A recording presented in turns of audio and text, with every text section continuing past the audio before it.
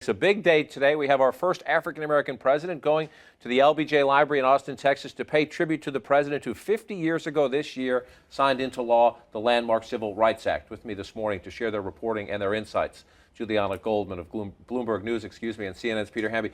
Juliana, this is a president, obviously, who at times refers to his own place in history. What's the significance of this event, essentially paying tribute to LBJ? You could make the case, without LBJ signing the Civil Rights Act, there would be no President Barack Obama today. Well, that's right, and the symbolism will be on display when the president speaks later today in Texas.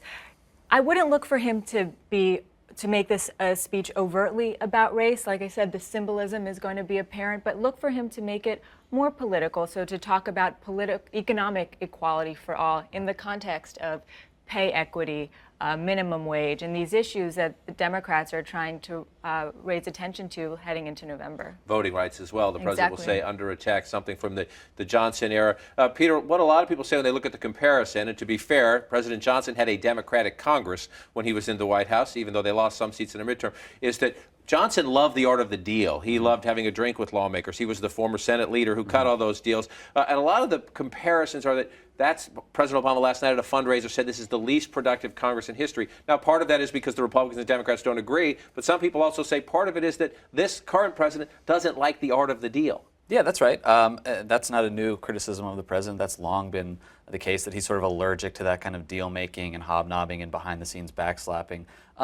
LBJ was the last president to sort of jump into the White House, but he was a creature of the Senate. And you mentioned, yeah, he had a Democratic Congress, but a lot of those were Southern Democrats. These were people that disagreed with him on civil rights issues that he sort of cornered and dealt with. So, look, the White House is sort of rankled by those comparisons.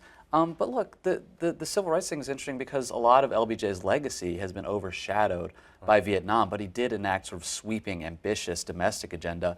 And look, before Republicans took over Congress, President Obama did enact, one of the biggest pieces of domestic legislation, the Affordable Care Act, in American history. So you can't say he's not completely like LBJ, I guess. The Affordable Care Act, financial regulatory reform, stimulus. We have to wonder what LBJ would say about the pen and phone initiative in terms of getting things, getting things done. Wouldn't we love to know that?